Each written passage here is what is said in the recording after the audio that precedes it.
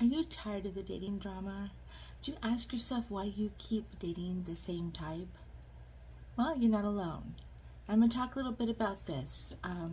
First of all, we as humans, we are creatures of habit. And even if we know that something's not good for us, we still sometimes do it. I'm guilty as charged. I know that drinking Monster is not good for me, but I continue to do it anyway because it makes me happy. But dating somebody who's not right for you and dating the same type, well, that's not making you happy. So it's important to change this behavior. And it's not only obvious why it's important to change this behavior, but it's also because it is diminishing your self-image and your self-confidence. Because each time you do this, you know that deep down it's your responsibility.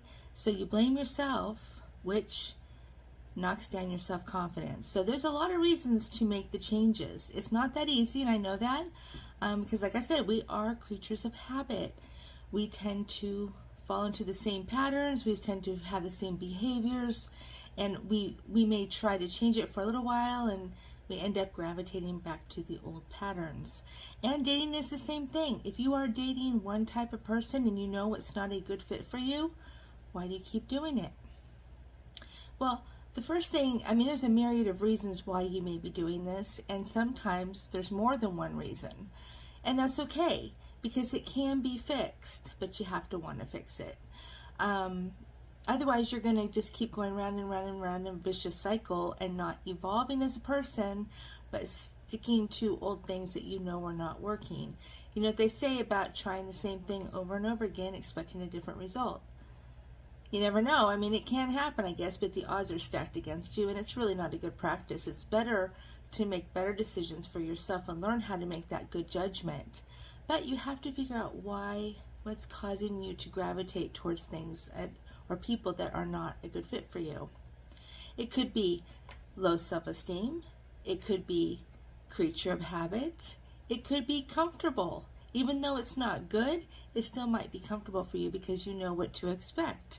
And that is comforting sometimes. And we as humans tend to do that.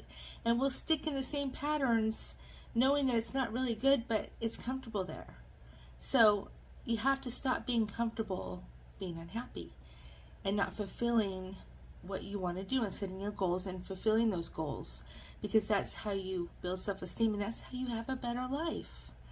So it could be, a lot of different low self-esteem. It could be creature of habit. It could be, just a myriad of things. You may feel that you don't deserve better, which is a self-esteem issue. That's usually what causes people to fall into this pattern, which that's an easy fix, but you have to start building yourself back up. And that takes a little bit of time, and it takes persistence. This is persistent training for your brain. You have to change your mindset. So you have to start taking baby steps towards the positive. Once you start doing it, it becomes easier.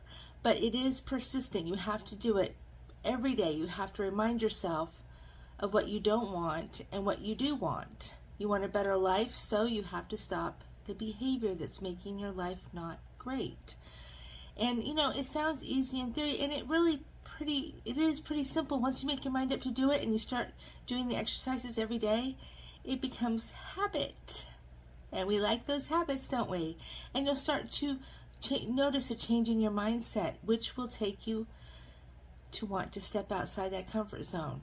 And it may be fear. Sometimes it's scary because we don't know what's on the other side. And we like to know what's on the other side before we take those steps. But sometimes you have to just figure it out and you'll find your way. And as you start building your self-confidence and stop leaning towards, the negative habits that have put you in kind of a rut, then you'll be more willing to start trying to take those baby steps. Life starts outside your comfort zone. Remember that and repeat that back to yourself every day. If we just sit back and just do what's comfortable, we are not evolving and we are not becoming better versions of ourselves, and we are not achieving the things that we are meant to do. And by surrounding yourself with people that are not suitable for you, and they may not necessarily be bad, but it's a bad fit for you. You need to first fix you in order to make those better decisions and be in a place where you want to make better decisions and better choices, even if it's doing something that's outside the comfort zone. So take baby steps towards that. Take, gradually. I would not date until you've kind of gotten to a place where you want to step outside that comfort zone and really make an honest effort to date somebody who's completely different than you've ever dated before. You might be surprised, but first you have to start opening that mind and building that self-confidence. That has to come first. Good luck.